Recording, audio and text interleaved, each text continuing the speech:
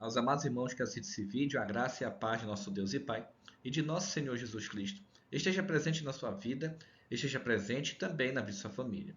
Bom, a partir desse sábado, nós vamos estudar sobre a Talmud. Vamos aprender como os judeus daquela época entendiam como era a Torá e compreender o que Jesus realmente criticava e combatia em relação aos ensinos e dogmas dos fariseus, saduceus, doutores e intérpretes da lei. Vamos aprender agora. O que os líderes ensinavam na época de Jesus?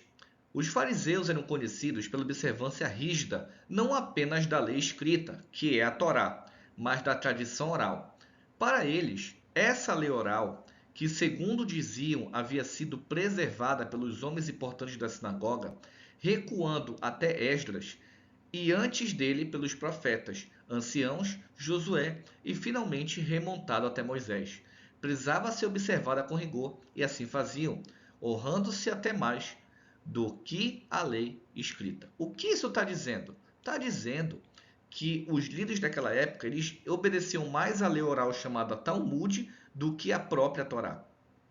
E aqui eles acreditavam, eu não sei dizer hoje, mas eles acreditavam que essa lei oral existia desde Moisés. Então eles cumpriam à risca mais isso. Então Jesus não combatia a Torá, ele combatia a má interpretação da Torá em relação ao Talmud. E infelizmente muitos cristãos não sabem isso e acabam pregando errado e inventando coisas que nem está escrito. O problema é que a lei oral pode, por ser obra humana, foi pouco a pouco modificando o espírito original da lei de Deus. E isso acabou gerando muitos problemas. Os judeus se tornaram legalistas e faziam coisas pensando estar atendendo à vontade de Deus quando não estavam. Então precisamos tomar muito cuidado para não ser legalista e para colocar nada do que achamos que é de Deus na frente da Bíblia. Se aquelas pessoas passavam isso naquele período, imagine hoje. A Mishnah é um código de leis orais passadas de geração a geração e foi escrita em hebraico. A Guemará é todo o comentário sobre essas leis orais e foi escrito em aramaico. Então a lei é Mishnah e o comentário do teólogo em cima dela é a Guemará. O objetivo principal dos sábios do Talmud era o de delinear para o povo judeu um plano claro para uma forma total de vida. Só que essa Talmud, em alguns pontos, infelizmente, ela não é muito bem colocada. Antes de começarmos a estudar mais sobre o Talmud, eu não sou contra o judaísmo, tá bom? Eu tenho grande respeito pelos judeus, conheço um judeu chamado Izurihá, certo? Ele é um grande amigo meu. Então, por favor, não pense que eu estou aqui falando mal de nenhuma religião. Eu estou aqui para mostrar o problema que teve na época de Jesus. Não são os de hoje, tá bom? E também não sei dizer se os de hoje seguem a Talmud. Eu não tenho esse conhecimento, tá bom? Eu não pesquisei ainda quando eu fiz esse vídeo, mas no próximo terei a resposta. Quantas são as leis do Talmud? No Talmud há 613 leis. E vamos estudar por partes essas leis e compreender onde eles estavam compreendendo errado, tá bom? Como é dividida a Talmud? Primeiro, livro do conhecimento tem o fundamento da Torá, o caráter, o estudo da Torá, idolatria e paganismo e, por último, arrependimento. Livro do amor a Deus, leitura da Shemá, prece e bênção dos Kohanim, Tefili, Mezuzá e Sefer Torá. Vamos explicar tudo especificadamente quando chegar o momento de estudarmos cada um desses, tá bom? Para não deixar muito grande o vídeo. Tzitzit, bênção e circuncisão.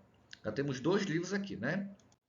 Próximo, livro dos períodos. Shabat, descanso de Yom Kippur, descanso dos festivais. Shametz e Matzah. Shofar, Sukkah e Lulav. Shekali, santificação de meses e jejum. Livro das mulheres, casamento, divórcio e ubum. Shalitzah, jovens solteiras e Sotar. Os outros dois penúltimos livros, vamos colocar assim. Livro da Santidade, Relações Proibidas, Alimentos Proibidos e Abate. Livro de Magnificência, Juramentos, Votos, Nazir, esse Nazir é Nazireu, e Valores Estimados e Votos de Consagração do Santuário. E o último livro é livro de sementes, que são as semeaduras misturadas. Então, no decorrer dos sábados, vamos compreender todas as 613 leis, tá bom? E verificar que em cima dessas leis Jesus colocou algumas parábolas para mostrar a interpretação equivocada dos líderes da época. Bom, nosso estudo vai começar pelo livro do conhecimento e o primeiro ponto é o Fundamentos da Torá. Então, a nossa sequência de estudo vai ser em cima dos livros que foi demonstrado anteriormente. Vamos ver o que esse maravilhoso livro de conhecimento, a parte Fundamentos da Torá, tem a nos ensinar. Bom, vamos começar então. Primeira regra: saber que existe um Deus. Vamos ver se realmente faz sentido? Êxodo capítulo 20, versículo 2. Eu sou o Senhor teu Deus, que te tirei da terra do Egito, da casa da servidão. Bom, bate. Ok, correto. Vamos para o próximo. Segundo, não distraia a mente com outros deuses além dele, ou seja, além do Deus de Israel. Êxodo 20, versículo 3. Vamos ver. Não terás outros deuses diante de mim. Certo. Não distraia a mente e não ter outro Deus. Correto. Vamos para o próximo. Vamos agora para a terceira regra. Saber que ele é um. Deuteronômio 6,4. Ouça, ó Israel, o Senhor nosso Deus é o único Deus. Correto? Está correto. Vamos para o 4. Deuteronômio capítulo 6, versículo 5 é a quarta regra. Aqui diz amar a ele. Vamos ver se o versículo bate. Ame o Senhor, o seu Deus, de todo o seu coração, de toda a sua alma e de todas as suas forças. Correto? Bate. Vamos para a quinta regra. Temer a ele.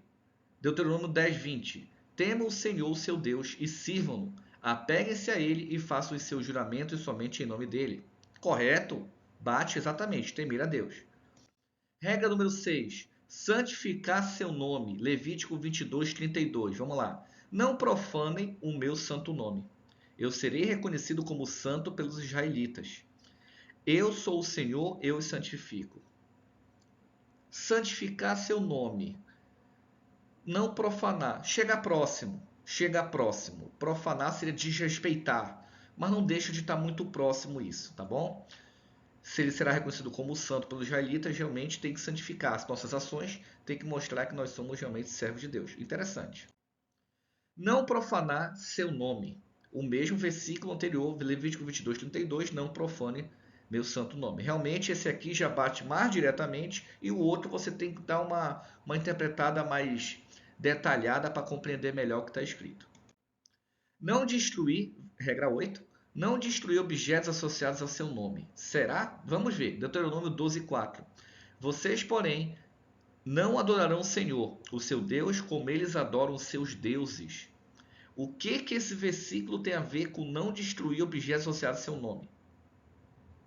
O que tem? Eu não encontrei nenhuma associação, né? Aqui está dizendo que nós devemos adorar a Deus como ele deseja e não como os outros povos, os pagãos, adoram a seus deuses.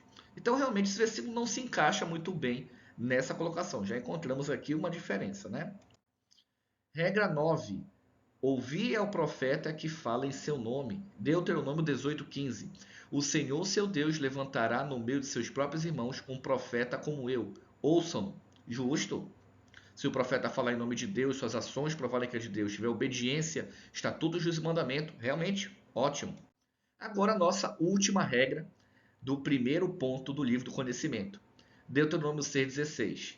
Diz assim a regra: não testar o profeta desnecessariamente. Deuteronômio 6,16. Não ponha à prova o Senhor, o seu Deus, como fizeram em Massá. Realmente isso aqui faz sentido. Você pergunta, como assim? Vou lhe explicar. Nesse período, quando o povo estava no deserto, eles foram testar Moisés. E Moisés, quando foi testado, ele já tinha provado que Deus estava com ele. As pragas do Egito, as 10 pragas, já tinha aberto o Mar Vermelho. Né? Então não precisava testar um profeta que já mostrou ser de Deus. Então realmente isso bate com a informação. Né? Então que possamos ter aprendido essa primeira parte sobre a Talmud. Que Deus abençoe, amados irmãos. Um ósculo santo.